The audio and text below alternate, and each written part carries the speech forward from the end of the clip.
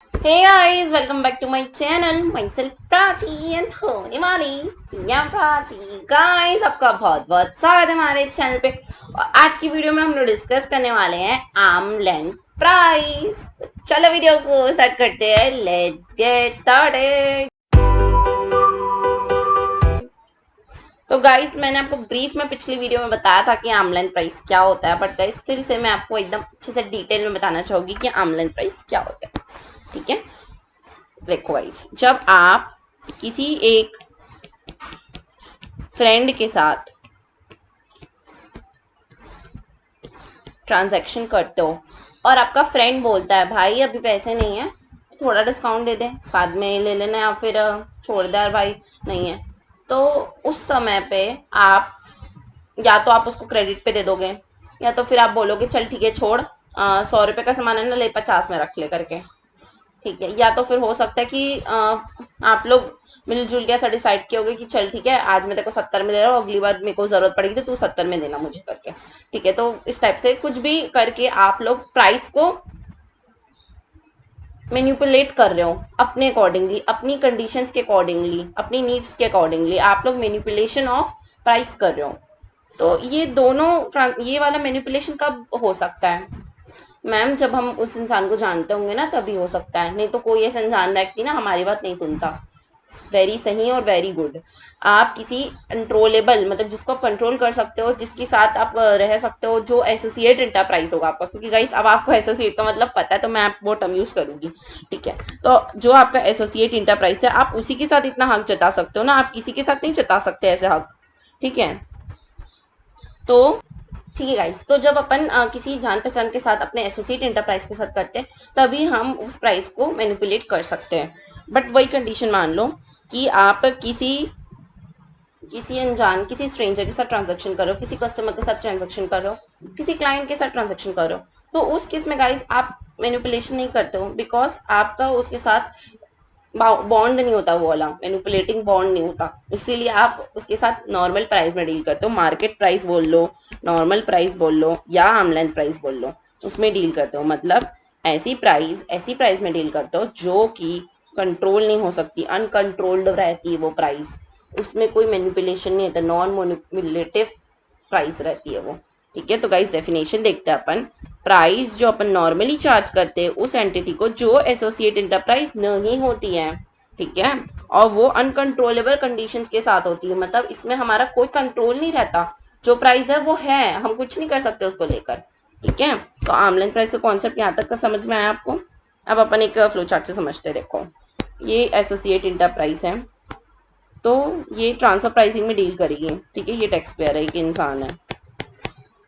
तो अगर ये एसोसिएट इंटरप्राइज के साथ डील करती है, किसी भी कोई भी इंसान अगर किसी एसोसिएट इंटरप्राइज से डील करता है, तो फिर अपन उस प्राइस को जो चार्ज होता है उनके बीच में, उसको अपन ट्रांसफर प्राइस कहते हैं, क्योंकि ये मैनिपुलेटेड रहता है, ये कंट्रोल्ड रहता है, इसमें आपकी पर्सनल टर्म्स रहती है, इसमें कंडीशंस रहती है, अपना फ़ायदा रहता है। ठीक है, तो अगर आप और आपकी कोई भी एसोसिएट इंटरप्राइज ट्रांजैक्शन करोगे तो हम उस प्राइस को बोलेंगे कि ये ट्रांसफ़र प्राइस है, आप लोग के बीच में ट्रांसफ़र हो रहा है और उस बीच में आप लोग कोई भी प्राइस चार्ज कर रहे हो अपने पसंद का।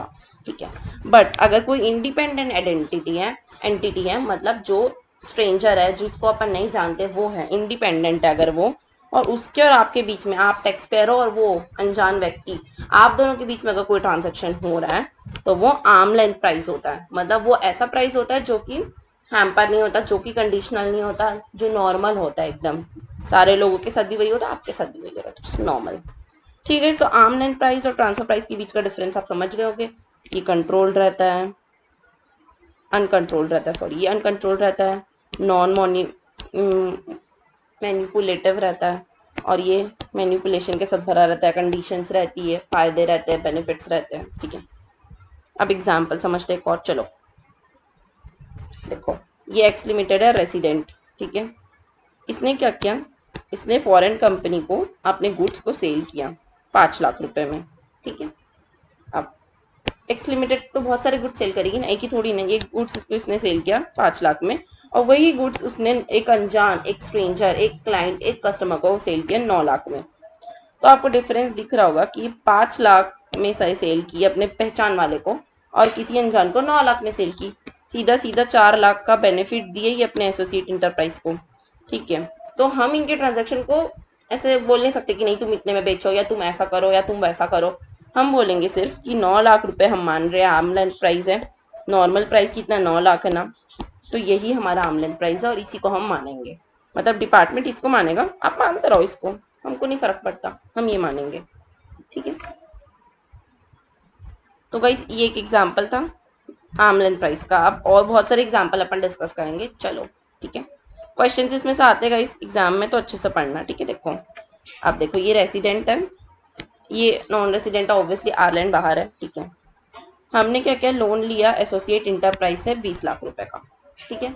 एक रेसिडेंट ने 20 लाख रुपए का लोन लिया है आयरलैंड से और उसमें इंटरेस्ट कितना पे कर रहा है, वो 20% पे कर रहा है इंटरेस्ट, ठीक है। नॉर्मल लोग जो लेते हैं ना आयरलैंड से, और लोग भी लोन लिए होंगे अननोन लोग, इन लोग 12% पे कर रहे हैं। मतलब आप जबरदस्ती का एक्सपेंसेस हाई चार्ज करने के लिए कितना रुपए एक्स्ट्रा कर रहे हो चार्ज, 8% एक्स्ट्रा इंटरेस्ट पेमेंट कर रहे हो, 8% का एक्स्ट्रा एक्सपेंस बुक कर रहे हो, ठीक है। तो हम क्या करेंगे, उतने एक्सपेंस को डिसअलाउ कर देंगे। कैसे मैम, देखो 20 लाख में आपको 12% पे करना चाहिए था और आप कितना पे कर रहे हो 20 लाख में, 20% पे कर रहे हो। तो 8 लाख का जो आप 8 लाख का जो आप एक्सिस पेमेंट कर रहे हो, ठीक है, इंटू 20 लाख करेंगे तो कितना आएगा, 1,60,000 आ जाएगा। कैलकुलेट करके देख लो, 20 लाख का 8%, 1,60,000 आप एक्सेसिवली पेमेंट कर रहे हो, तो ये एक्सपेंस आपका डिसअलाउ हो जाएगा, ठीक है। आपको ये एक्सपेंस बुक करने नहीं मिलेगा, आप करो जो करना है। 20% 40% दो, हमको नहीं पता, हमको मतलब नहीं, हम डिसअलाउ कर देंगे एक्सपेंडिचर आपके, ठीक है। थर्ड एग्जाम्पल देखते हैं अब। थर्ड एग्जाम्पल देखो, ये जर्मनी है, इन्होंने बोला रिसर्च करने को। कहाँ कहाँ पे रिसर्च करेंगे, इंडिया में रिसर्च करेंगे, जापान में रिसर्च करेंगे, यूके में करेंगे, यूएसए में करेंगे, ठीक है। जर्मनी की कंपनी बोला कि जाकर रिसर्च करो ये सारी कंट्रीज के ऊपर। हम बोले कि पैसे दो, फोकट में रिसर्च थोड़ी ना होती है, तो वो बोले हाँ ठीक है चलो पैसे ले लो। तो उन्होंने क्या किया, पैसे दिया, 40 लाख में से 50 लाख का, मतलब सबको पैसे दिया उन्होंने बराबर। बट जो बेनिफिट रहती है, जैसे पैसे बराबर जाते हैं और बेनिफिट भी बराबर जाएगा, या तो फिर जितना खर्चा होगा उतना बेनिफिट मिलेगा, ठीक है। कॉमन सेंस की बात है, अगर 10 रुपए की चिप्स आएगी तो मेरे को 10 रुपए की चिप्स पूरी खानी ना, तब तो मेरे को 10 रुपए का फायदा होगा। ऐसे तो नहीं कि मैं 10 रुपए की चिप्स खरीद लूंगी और मैं जापान को 2 चिप्स, आयरलैंड को 2 चिप्स, यूएसए को 2 चिप्स, यूएई को 2 चिप्स ऐसे दे दूंगी और अपना 2 चिप्स खाऊंगी। इतनी बेवकूफ़ तो नहीं हूँ मैं कि 100 रुपये खर्चा करूंगी और 20 रुपये का बस खाऊंगी। मेरे को 100 रुपये खर्चा करूंगी तो 100 रुपये का खाऊंगी मैं, ठीक है। तो ये लोग क्या किए, रिसर्च का पैसा 50 लाख खर्चा किए टोटल, पूरा टोटल 50 लाख खर्चा किया और बोल दिए कि इंडिया जो है ना, इंडिया इंडिया इंडिया ने 40 लाख खर्चा किया और बाकी जो 10 लाख था ना वो तीनों डिवाइड कर लिया अपने में। लग रहा है ना कि मैनिपुलेशन हो रहा है यहाँ पर। ऐसा क्यों किए, क्योंकि यहाँ पर टैक्स ज़्यादा है इसलिए एक्सपेंस ज़्यादा बुक कर दी ताकि टैक्स कम पे करना पड़े, ठीक है। तो जब ये पता चला तो हम जो एओ था वो बोला कि अगर आप बोल रहे हो कि 40 लाख रुपए आपने खर्चा किया है, मैं मान लेता हूँ 40 का बेनिफिट क्या हुआ ये दिखाओ। आपने ऐसा क्या रिसर्च कर लिया यहाँ पर, 40 लाख का कौन सा बेनिफिट आपको मिला वो बता दो। जितने का बेनिफिट मिलेगा उतने रुपए का आपको हम एक्सपेंसेस अलाउ कर देंगे। नहीं बता पाए वो लोग तो पूरा का पूरा 40 लाख डिसअलाउ हो गया, ठीक है गाइस। होप आपको यहाँ तक समझ में आया होगा। नेक्स्ट एग्जांपल देखते हैं अब, arm length price and transfer price. देखो बहुत इंटरेस्टिंग है ना ये वाला सेक्शन, ध्यान से सुनना। देखो क्या होता है कि आर्म लेंथ प्राइस हमेशा कम रहता है, ऑब्वियसली कम रहता है ना, और ट्रांसफर प्राइस ज़्यादा रहता है। ज़्यादा हमेशा इसलिए रहता है क्योंकि हम ट्रांसफ़र करते हैं तो हम चाहते हैं कि हमारा एक्सपेंसेस ज़्यादा हो, इसलिए हम ज़्यादा में ट्रांसफ़र कर देते हैं, ठीक है। तो ये ज़्यादा होता है, तब ना हम आर्म लेंथ प्राइस को ना एप्लीकेबल नहीं करेंगे इनकम के केस में। मैम नहीं समझ में आ रहा क्या बोल रहे हो, सोचो गाइस आप क्या कर रहे हो, ट्रांसफ़र प्राइस की वजह से एक एंटिटी की प्रॉफिट को बढ़ा रहे हो, ऐसे मानो। ट्रांसफर प्राइसिंग जो भी हो, आर्म लेंथ प्राइस जो भी हो, आपको मतलब नहीं, बट इन चक्करों के वजह से, इन मैनिपुलेशन के चक्कर से आपका तो प्रॉफिट बढ़ जा रहा है। तो जिस पॉइंट ऑफ टाइम पे ये सिचुएशन आ गई कि तुम्हारे मैनिपुलेशन की वजह से इनकम टैक्स डिपार्टमेंट का फायदा हो रहा है, उस केस में वो आर्म लेंथ प्राइस के कॉन्सेप्ट को नहीं लगाएंगी, वो बोलेंगी वाह ट्रांसफर प्राइसिंग आपको 50 लाख की इनकम हो रही ट्रांसफर प्राइस की वजह से, बिल्कुल आइए लगाइए, कोई प्रॉब्लम ही नहीं। आर्म लेंथ प्राइस क्या बकवास कॉन्सेप्ट है, बिल्कुल नहीं लगाना चाहिए, ऐसे घूम जाते हैं। और एग्जाम में सबसे ज्यादा क्वेश्चन इसी का आता है, 90% इस चैप्टर से अगर क्वेश्चन आएगा तो यहीं से आएगा, यही से आता है, क्योंकि लोग कंफ्यूज हो जाते हैं, आर्म लेंथ प्राइस लगा देते हैं। तो गाइज मैं आपको बता रही थी कि जो इनकम टैक्स डिपार्टमेंट है वो कभी भी घाटे का सौदा नहीं करता है। अगर आपका ट्रांसफर प्राइसिंग जो रहेगा अगर वो ज़्यादा है, और इनकम के टर्म्स में ना, not in terms of expenses, ठीक है, तो आप लॉजिकली सोचोगे गाइज ना, तो आपको बहुत ईजी लगेगी चीज़ें। और वही अगर आप रटना चाहो ना कि ट्रांसफर प्राइसिंग ज़्यादा रहेगा, आमला इनकम प्राइस रहेगा, तो ये कंडीशन लगाना है, अदरवाइज ये कंडीशन लगाना है। तो गाइज कभी भी जिंदगी में आप सही आंसर नहीं बना के आ पाओगे, एग्जाम में कंफ्यूज होकर भूल गए और कुछ का कुछ लिख के आओगे, ठीक है। तो कॉन्सेप्ट हमेशा लॉजिक से जुड़ा होना चाहिए। अगर लॉजिक याद रहेगा तो कॉन्सेप्ट याद रहेगा, लॉजिक भूल जाओगे कॉन्सेप्ट भूल जाओगे, एप्लीकेशन तो फिर भाड़ में गया समझ लो, ठीक है गाइस। तो अपन को क्या करना है, अपन को पूरी तरीके से लॉजिक पे ध्यान देना है। लॉजिक ये रहेगा कि कभी इनकम अगर ज़्यादा होती है ट्रांसफर प्राइस की वजह से, तो गवर्नमेंट को ज़्यादा रेवेन्यू होता है, गवर्नमेंट को ज़्यादा टैक्स मिलता है, और ज़्यादा टैक्स मिलने की वजह से वो एक्सेप्ट कर लेती है ट्रांसफर प्राइस को। ये इसके पीछे का लॉजिक है जो आपको हमेशा याद रखना है इनकम के टर्म्स में। बट एक्सपेंस के टर्म में क्या होगा, एक्सपेंस ज़्यादा हो जाएगा तो इनकम कम हो जाएगी, इनकम कम हो गई तो टैक्स कम हो जाएगा। तो इसीलिए गवर्नमेंट को ये एक्सेप्टेबल नहीं है। तो इसलिए जब अपन आर्म लेंथ प्राइस देखते हैं इनकम के टर्म्स में, तो अपन ये कॉन्सेप्ट नहीं लगाते, मतलब अपन मानते हैं कि ट्रांसफर प्राइसिंग ज़्यादा है तो बहुत अच्छी बात है। और वही उल्टा जब अपन एक्सपेंस के केस में जाते हैं, तो हम लोग का जब आर्म लेंथ प्राइस ज़्यादा रहता है तब हम मानते हैं, ठीक है। मतलब आप वो चाहते हैं कि ट्रांसफर प्राइसिंग तब कम हो एक्सपेंस के टर्म्स में, ठीक है। लॉजिक समझ में आ गया ना अब आपको। आई होप गाइज आपको यहाँ तक समझ में आएगा, क्योंकि एग्जाम से क्वेश्चन आएंगे, यहाँ से गलत नहीं करना है आपको, ठीक है। देखो देखो हर केस में जो टैक्स है उसको रिड्यूस करना रहता है, इसीलिए आर्म लेंथ प्राइस का कॉन्सेप्ट लाया गया है। लोग ऐसा करते हैं मतलब, ठीक है। बट अगर गवर्नमेंट को रेवेन्यू ज़्यादा होता है तो गवर्नमेंट बोलती है आर्म लेंथ प्राइस लगाने की ज़रूरत नहीं है, ठीक है, सीधी सी बात। अब एग्जाम्पल देख लेते हैं अपन। एक्स लिमिटेड है इंडिया की, ठीक है, और वाई लिमिटेड है यूएसए की। एक्स लिमिटेड ने 5 लाख का सामान वाई लिमिटेड को बेचा, जबकि आर्म लेंथ प्राइस 3 लाख था। सोचो 5 लाख के सामान को उसने बेचा और 3 लाख का वो सामान था, तो इसमें आर्म लेंथ प्राइस कम है, देखो कम है ना, 3 लाख है। ट्रांसफर प्राइसिंग क्या ज़्यादा है, 5 लाख है। तो आर्म लेंथ प्राइस एप्लीकेबल नहीं होगा, बिकॉज हम लोग को इसको सामान आप बेचोगे तो आपको रेवेन्यू अर्न होगा, रिवेन्यू मतलब पैसा, पैसा मतलब इनकम, इनकम मतलब ज़्यादा टैक्स, ज़्यादा इनकम से आती है ज़्यादा टैक्स। होप गाइस आपको ये गाना समझ में आया होगा, मैं फिर से गा देती हूँ आप लोग के लिए। देखो अगर हम ज़्यादा रुपए का सेल करेंगे तो हमको इनकम रेवेन्यू होगा ज़्यादा, रेवेन्यू ज़्यादा होगा तो इनकम होगी ज़्यादा, इनकम ज़्यादा होगी तो टैक्स होगा ज़्यादा, तो फिर गवर्नमेंट डिपार्टमेंट क्या हो जाएगा, बहुत ज़्यादा खुश, ठीक है गाइस। तो इस वजह से आमलन प्राइस उस समय नहीं लगता है। तो गाइज मैं मान रही हूँ कि आपको सारे केसेस क्लियर हुए होंगे। ये जितने भी एग्जांपल्स ये अपनी बुक में केसेस की तरह दिए हुए हैं, बट मैंने आपको फ्लो चार्ट की तरह समझाने का कोशिश किया है। अगर गाइज आपको मेरे एफर्ट्स अच्छे लगते तो प्लीज़ गाइज इसी खुशी में आप चैनल को सब्सक्राइब कर दो और वीडियो को लाइक कर दो, ताकि मेरे को अच्छा लगे कि यार हाँ मेरे फ्लो चार्ट्स हेल्प कर रहे हैं किसी की लाइफ में, ठीक है। चलो अब आगे बढ़ते हैं।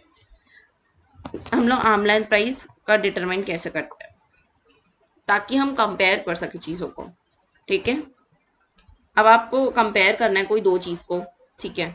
तो आप क्या क्या कंपेयर करोगे, मेरे पास नोकिया का फ़ोन है, तो मेरे नोकिया के फ़ोन के साथ अपने आईफोन के फ़ोन को आप कंपेयर करोगे? नो मैम, बिल्कुल भी नहीं। आपका फ़ोन को हम आईफोन से क्यों कंपेयर करेंगे, एग्जैक्टली है ना। तो हमेशा कंपैरिजन बराबरी का होना चाहिए। मतलब आर्म लेंथ प्राइस जब अपन डिटरमाइन कर रहे हैं तो ऐसे नहीं कि बस नींद में कर रहे हो कि हम लोग को, मेरे को तो फ़ोन बेचना है तो चलो मैं नोकिया का आता है 16,000 का फ़ोन, उसको मैं 50,000 के आईफोन से कंपेयर कर देता हूँ और मैं बोल देता हूँ देखो देखो कितने महंगे में बेच रही है करके। ऐसे नहीं होता गाइस, ऐसे नहीं होता। आपको अगर आईफोन की सेलिंग करना है तो आपको आईफोन के साथ ही कंपेयर करना पड़ेगा उसको। आप नोकिया और आईफोन को कंपेयर नहीं कर सकते। ऐसे मत बोल देना कि नहीं मैम मैं तो मोबाइल फोन्स को कंपेयर कर रहा हूँ, ये तो कंपेरेबल है, बिल्कुल भी नहीं। जो चीज़ें सारी फीचर्स जिसमें सेम होते हैं उसी चीज़ को आप कंपेयर कर सकते हो, ऐसा किसी भी चीज़ को कंपेयर नहीं कर सकते, ठीक है। कंपैरिजन बराबरी का होना चाहिए। उसके बाद next characteristics of property. Properties की करेक्टरिस्टिक्स भी होती है गाइस। जैसे कि मैम आप ऐसा बोल सकते हो, मैम ठीक है मैं ना मैं गांव में रहता हूँ, ठीक है, तो मेरे गांव में ना एक ज़मीन है वो इतने रुपए की है, और आप मुंबई में जाके उस ज़मीन का मतलब वहाँ पे भी कोई ज़मीन होगी, उसकी वो प्रॉपर्टी और अपने गांव वाली कोई प्रॉपर्टी, उन दोनों को कंपेयर कर रहे हो, तो गाइस ये कोई सेंस है? तब कंपैरिजन करते वक्त अपना दिमाग को साथ में लेके चाहिए हो, ऐसे मुंह उठा के खाली मत जाना। देखो कंपेयर जब अपन करते हैं किसी प्रॉपर्टी को, तो हर चीज में वो बराबर होना चाहिए। ऐसे नहीं है कि तुम मुंबई की किसी प्रॉपर्टी को किसी गांव की कोई प्रॉपर्टी से कंपेयर कर दोगे और फिर बोलोगे कि ma'am ma'am arm length price calculate करते हैं चलो करके, मैम मैम ये जो डील है ये ऐसी है, मैम ये डील जो है वो वैसी है। ऐसे नहीं करना है, कंपैरिजन हमेशा बराबरी का होना चाहिए। जैसे एग्जांपल देते जो लक्ष्मी नगर दिल्ली है ना, वहाँ पे बहुत सारी बिल्डिंग्स है, कोचिंग सेंटर्स है, वहाँ पे बहुत सारी बिल्डिंग्स है। तो वहाँ पे क्या होता है कि ना सारी बिल्डिंग एक जैसी है वहाँ पर, कुछ कुछ मतलब, तो वहाँ पे ना ऐसे है कि ये वाली बिल्डिंग है और ये वाली बिल्डिंग है पूरी सेम दिखती है, पूरी सेम, ये भी सेम है, इससे पूरी डिट्टो सेम है। बस एक डिफरेंस है कि ये मेट्रो स्टेशन के थोड़ा पास है, बिकॉज वो इस तरफ है, यहाँ पे स्टेशन है तो यहाँ पर है, और दूसरी लोकेशन जो है वो यहाँ पर है। बाकी पूरी सेम है, लुक्स में सेम है, कलर में सेम है, फ्लोर में सेम है, फैसिलिटी में सेम है, प्राइसिंग में सेम है, सब कुछ सेम है, सर्विसेज में सेम है, कुछ भी डिफरेंस नहीं। बस यहाँ जो मेट्रो स्टेशन है ये यहाँ से वॉकिंग डिस्टेंस है, और ये थोड़ा सा दूर पड़ जाता है क्योंकि ऐसे करके बिल्डिंग्स है ना, तो ठीक है गाइस, तो इतना सा डिफरेंस पड़ जाता है। तो इसमें भी कंपेयर नहीं कर सकते आप नहीं बोल सकते मैम दोनों तो लक्ष्मी नगर में ही है, मैम लोकेलिटी जो है, पॉपुलैरिटी जो है मैम, वेदर जो है, सर्विसेज है, बिल्डिंग की फैसिलिटी है, वो सब चीज़ तो मैम सेम है। बट गाइज मैटर करता है ना भाई, अब जो जो मेट्रो से ही ट्रैवल करता है उसके लिए तो ये वाली बिल्डिंग ज़्यादा प्रेफरेबल होगी ना, वो ये वाली बिल्डिंग में क्यों आना चाहेगा, वो ये वाली चूज़ करेगा, तो इसके प्राइसेस तो हाई रहेंगे ही, ऑब्वियस सी बात है। ऐसा नहीं है यहाँ पर कि मैनिपुलेशन हो रहा है, टैक्स चोरी हो रहा है, कॉमन सेंस है, कॉमन पॉइंट है, ये वाली चीज़ महंगी होगी बिकॉज ये मेट्रो स्टेशन से पास है, इसमें तुमको बेनिफिट मिल रहा है इसलिए महंगी है। ठीक है, तो हमेशा प्रॉपर्टी की करेक्टरिस्टिक्स देख के ही उसको कंपेयर करते हैं। कंपेयर एकदम सही से करना चाहिए, सब चीज़ पूरी सेम हो, मतलब पूरी सेम। उसके बाद functional analysis, selling a wing of the subsidy to parent. देखो हम लोग को फंक्शन भी एनालाइज करना पड़ता है। जैसे कि अगर समझ लो आपका बिजनेस है, आपका बहुत बड़ा बिजनेस है, तो आप सोचिए कि यार चलो एक विंग खाली पड़ा है, कुछ यूज़ नहीं आ रहा है, मैं इसको अपनी सब्सिडरी को दे देता हूँ।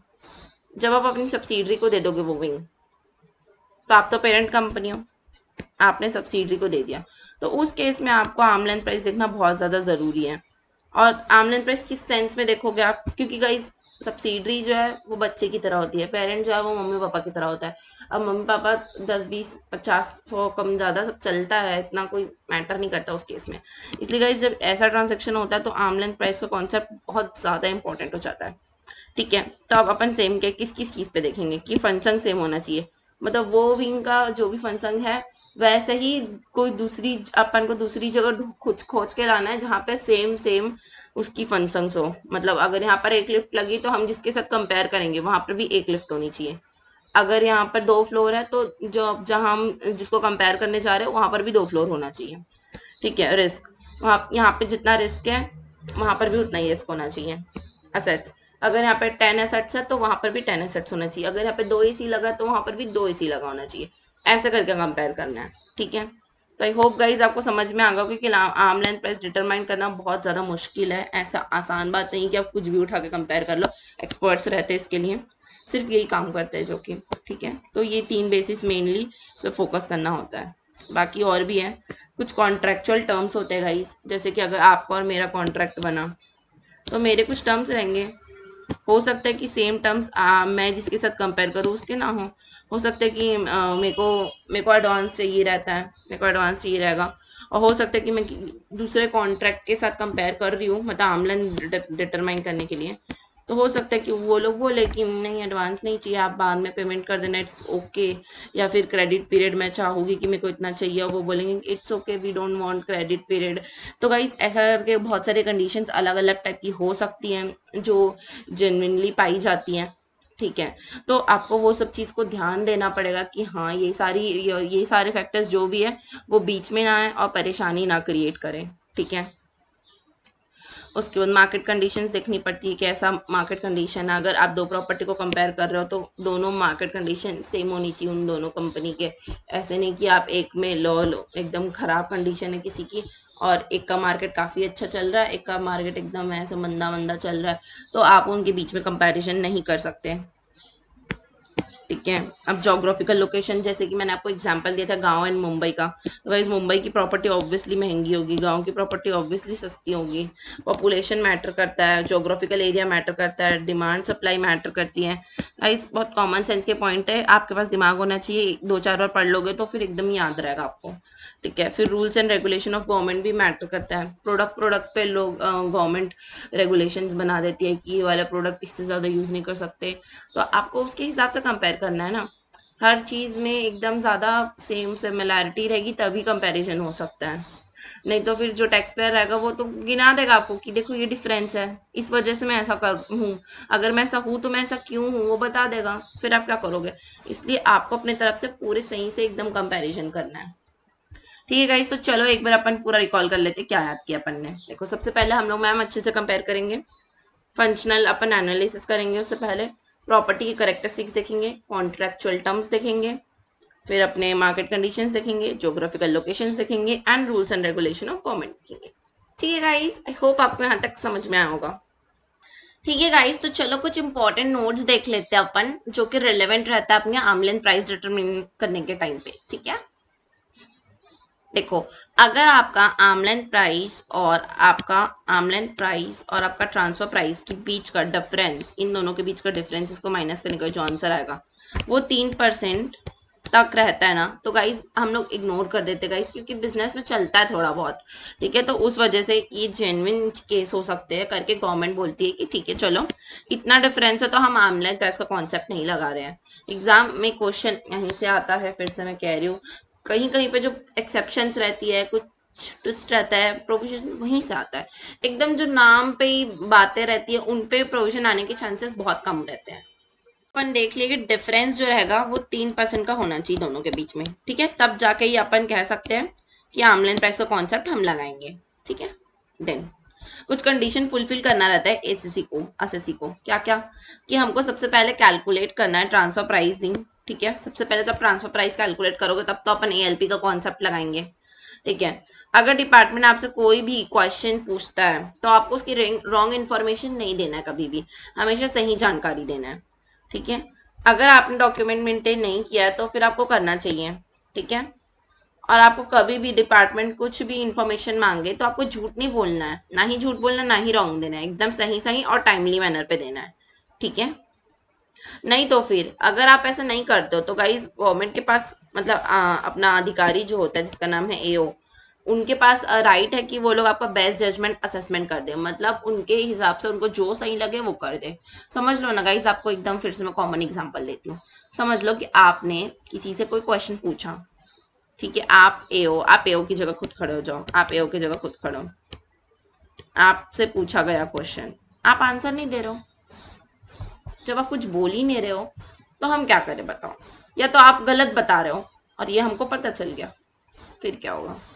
ठीक है। या तो फिर आप बोल दोगे कि नहीं मुझे नहीं पता करके। तो गाइस ये सारी सिचुएशन में हम क्या करें, हमको वही डिसीजन लेना पड़ेगा ना जो हमको सही लगता है, क्योंकि आपसे तो आपको दे रहे हक, हम आप यूज ही नहीं कर रहे हो अपने हक को, आपको चाहिए ही नहीं आपका हक, तो क्या करें।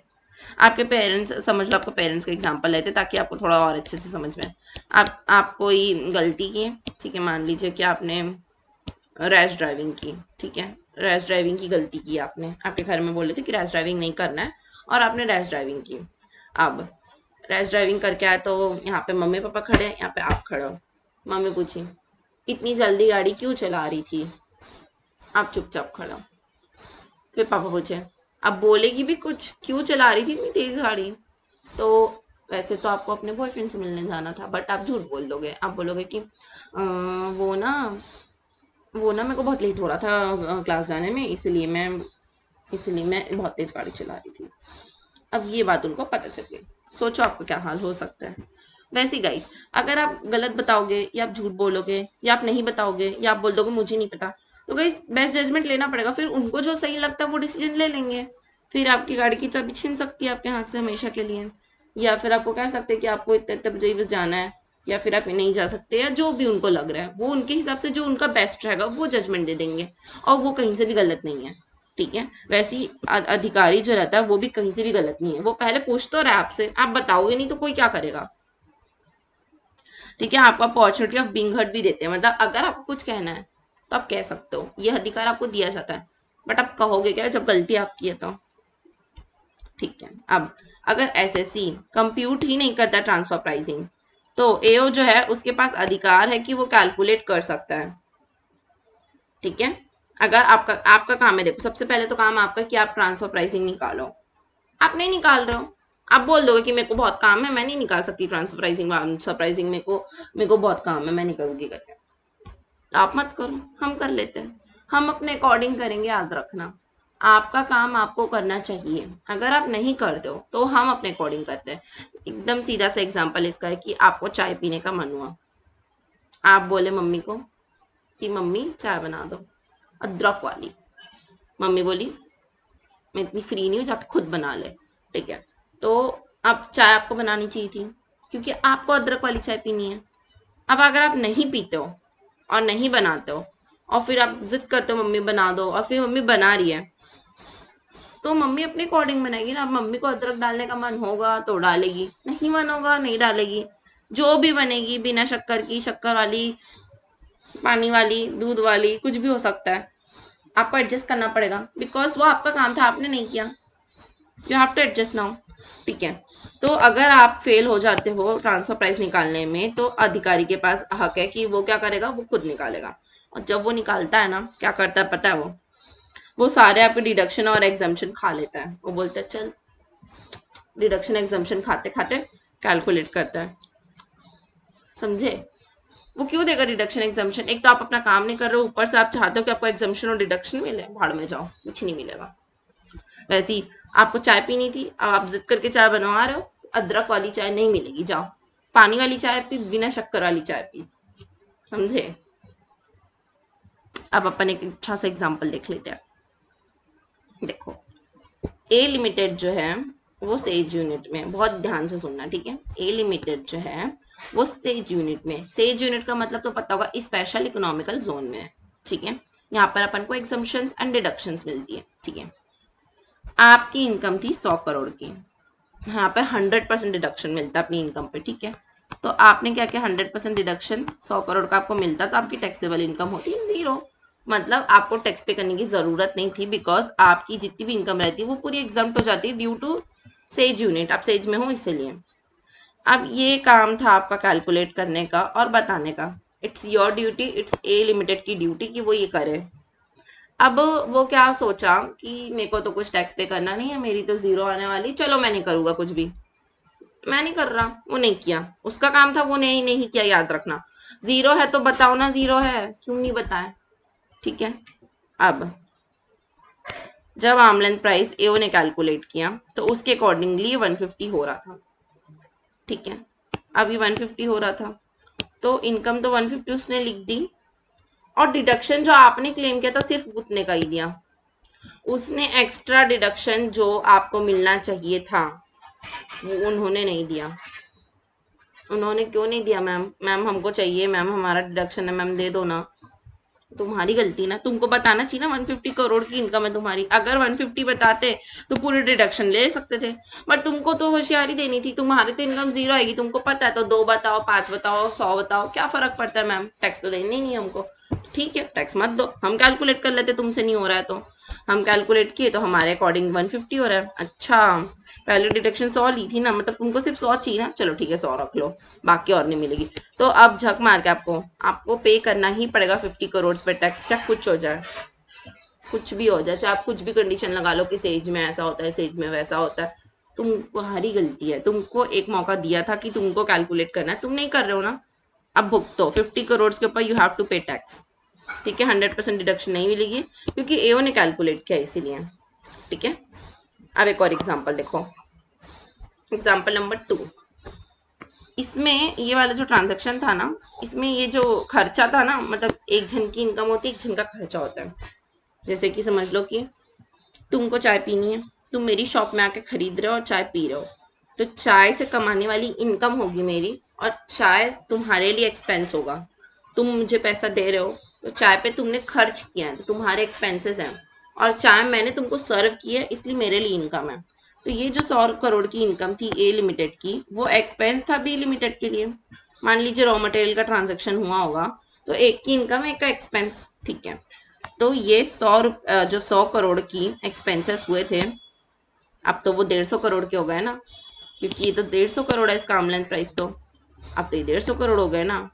तो आप एक्सपेंसेस ज़्यादा बुक नहीं कर सकते, आपकी गलती। आपने क्यों नहीं बताया पहले कि मेरे जो 100 करोड़ नहीं, वो 150 करोड़ है। 100 नहीं, मेरे 150 करोड़ है। आपने नहीं बताया ना कि वो 150 करोड़ है, तो भूल जाओ फिर। अब 100 चाहिए था ना आपको। आपको तो एक्सपेंसेस 100 के थे आपके, तो अब आप 100 के रख लो। छोड़ो, 150 को भूल जाओ, हो ही है ही नहीं। 150 कुछ नहीं है। समझ गए गाइस? तो कैसे एओ गेम खेलता है। अगर आप अपना काम खुद नहीं करोगे तो एओ ऐसे ही करेगा, आपके साथ ऐसा ही होगा। आपको यहाँ पे 50 पे टैक्स पे करना पड़ेगा, और आपको यहाँ पे 50 का सीधा सीधा एक्सपेंसेस डिसअलाउ हो जाएगा। वैसे बी को ज्यादा नुकसान नहीं है, बिकॉज वो पहले भी 100 करोड़ पे खुश था, बट यहाँ पर 50 करोड़ ए लिमिटेड को ज्यादा टैक्स पे करना पड़ रहा है। और बी लिमिटेड का टैक्स 50 करोड़ में बच सकता था, जो कि अब नहीं बचेगा, बिकॉज उसने भी सही टाइम पे 150 करोड़ डिस्क्लोज नहीं किया। ठीक है गाइस, तो आई होप गाइस आपको समझ में आएगा कि ट्रांसफर प्राइसिंग एंड एएलपी में क्या कैसे रहता है, और आपको पूरा ओवरव्यू समझ में आया होगा। तो चलो गाइस, अपन स्पेसिफाइड डोमेस्टिक ट्रांजैक्शन के बारे में एक बार पढ़ लेते हैं। तो गाइस, आपको क्या लगता है स्पेसिफाइड डोमेस्टिक ट्रांजैक्शन का मतलब क्या हो सकता है? गाइस, हमेशा की तरह मैं पहले वर्ड्स को समझाना मैं प्रेफर करती हूँ, बिकॉज गाइस एग्जाम में ना हम लोग को वर्ड्स देखने को मिलते हैं, और उस समय हमारे दिमाग में कुछ भी ना याद की हुई चीजें याद नहीं आती है। इसलिए अपन ना मैं फोकस करती हूँ कि हम लोग जो वर्ड लिखा हुआ है उस पर फोकस करें। स्पेसिफाइड मतलब गाइस कुछ ऐसी स्पेशल या फिर कुछ चीज होगी जो सिर्फ पर्टिकुलरली उसके लिए होगी, मतलब वो जनरल नहीं होगी। ठीक है। डोमेस्टिक मतलब विद इन इंडिया होगी। ठीक है। और ट्रांजैक्शन मतलब लेन देन होगा कुछ पैसों का, कुछ गुड सर्विसेज या किसी भी चीज का। ठीक है। तो गाइस, अब क्या वर्ड स्पेसिफाइड डोमेस्टिक ट्रांजैक्शन मतलब विद इन इंडिया कुछ स्पेसिफाइड ट्रांजैक्शन हो रहा है। ठीक है, ये समझ गए आप इतना।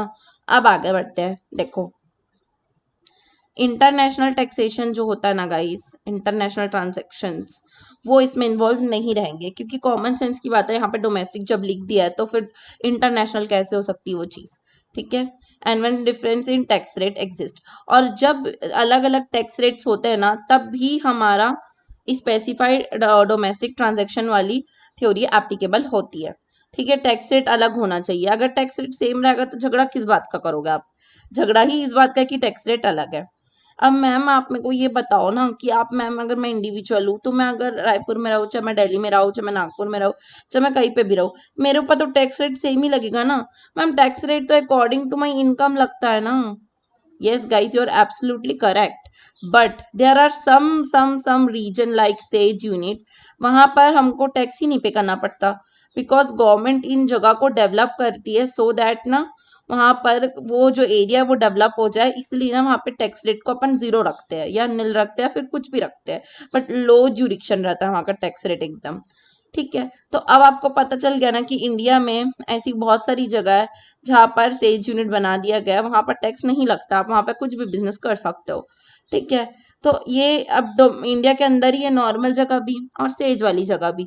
दोनों कहाँ पर है? इंडिया के अंदर है। दोनों का टैक्स रेट क्या है मैम? अलग अलग है। Very good guys. वहां पर क्या लगेगा मैम? स्पेसिफाइड डोमेस्टिक ट्रांजेक्शन लगेगा। वेरी गुड, सही जवाब आपका। तो स्पेसिफाइड डोमेस्टिक ट्रांजेक्शन वहीं लगेगा जहां पर टैक्स डिफरेंस रहेगा अंदर, इंडिया के अंदर। ठीक है। तो एकदम सीधा एग्जांपल नॉर्मल और सेज है। ठीक है। अब आगे बढ़ते हैं। नॉर्मल में आपको टैक्स पे करना पड़ता है 30%, सेज में टैक्स पे करना पड़ता है 0%। तो जो बहुत ज्यादा होशियार लोग रहते हैं ना, जैसे कि अपने मुकेश अंबानी जी, ठीक है, उन्होंने वो पता है बहुत सारे सेज यूनिट पे ना अपने बिजनेस स्टार्ट किए उन्होंने। क्यों? क्योंकि वहां पर टैक्स सेव होता है उनका।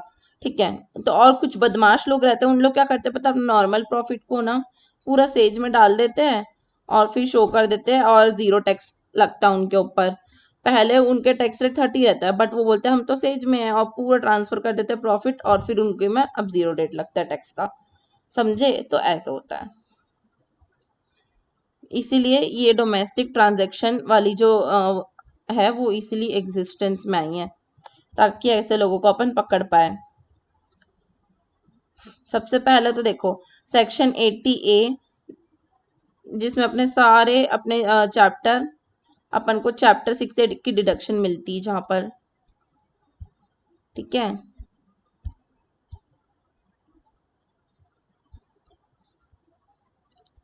उसके बाद है सेक्शन 80IA, जिसमें ए जो रहेगा वो बी को ट्रांसफर कर सकता है कोई भी चीज, बट हम चाहेंगे कि वो हमेशा ट्रांसफर करे किसमें, मार्केट प्राइस में ट्रांसफर करे। गाइस ये सब कुछ कंडीशन है स्पेसिफाइड डोमेस्टिक ट्रांजैक्शन की। पहले कि उसको सारे डिडक्शन मिलेंगे जो भी चैप्टर 6A के हैं, कहाँ से लेके कहाँ तक वाले डिडक्शन मिलेंगे, 80C से लेके 80U तक वाले सारे डिडक्शन एप्लीकेबल है, मिलेंगे। हम नहीं बोल रहे कि हम नहीं देंगे, ठीक है। दूसरी बात ये है कि 80IA के डिडक्शंस मिलेंगे उनको, मतलब डिडक्शन द सेंस उनको मतलब कंडीशंस लगेगी कि अगर आप कंपनी ए से कंपनी बी में ट्रांसफर कर रहे हो ना, तो बिल्कुल कर सकते हो, बट वो हमेशा ट्रांसफर किस में होगा, मार्केट प्राइस में, मार्केट प्राइस में, मार्केट प्राइस में। Is that clear? And then any other case में क्या लगेगा,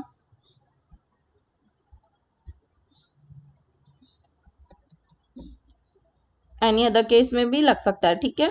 उसके बाद फिर नेक्स्ट है ये कि 15BBA, 15BBA जो रहती है ना गाइस, वो आपको पता है, मैं आपको पढ़ा चुकी हूँ ना ब्रीफ में, बेसिक क्लास में पढ़ाए थे, याद होगा आपको तो वेल एंड गुड, नहीं होगा तो बेसिक क्लास फिर से देखना पड़ेगा आपको जाकर, ठीक है। उसमें क्या पढ़ाई थी मैं कि 15BAB का अपन को बेनिफिट रिजीम एक आई है, जिसमें अपन को फ्लैट रेट 15% में टैक्स देना पड़ता है, ठीक है। तो आप उसका बेनिफिट भी ले सकते हो, बट उसको लेने के लिए आपके पास कम से कम 20 करोड़ से ज़्यादा वाले ट्रांजेक्शन होने चाहिए। मतलब गाइस इसमें गवर्नमेंट का बस ये कहना है कि मैं एकदम छोटे छोटे लोगों को पकड़ने में इतना टाइम अपना वेस्ट नहीं कर सकती, मेरे को सिर्फ बड़ी मछलियाँ चाहिए करके, वो लोग सिर्फ बिग बुल्स पे फोकस करना चाहते हैं। तो ये वाला बहुत स्टार मार्क कर लो और एकदम याद कर लो, ये बहुत इंपॉर्टेंट बात है कि 20 करोड़ से ऊपर वाले ट्रांजैक्शन में ही एप्लीकेबल होगी ये स्कीम, ठीक है। और 15BAB वाले जो है वो लोग बेनिफिट रिजीम ले सकते हैं 15% वाली, कोई इशू नहीं है उसमें। अगर आपका ट्रांजैक्शन जो है वो 20 करोड़ से कम होगा ना, तो फिर आपके ऊपर ट्रांसफर प्राइसिंग नहीं लगेगी, ठीक है। ट्रांसफर प्राइसिंग लगने के लिए आपकी ट्रांजैक्शन एटलीस्ट 20 करोड़ की होनी चाहिए, उससे कम की तो फिर हम लगाते ही नहीं है सेक्शन, ठीक है। तो आई होप गाइज आपको यहाँ तक क्लियर हुआ होगा। गाइज अगर वीडियो अच्छी लगती है तो प्लीज़ लाइक कीजिए, बहुत अच्छी लगती है तो सब्सक्राइब कीजिए, अपने फ्रेंड्स के साथ शेयर कीजिए। Thank you so much for watching this video, bye guys.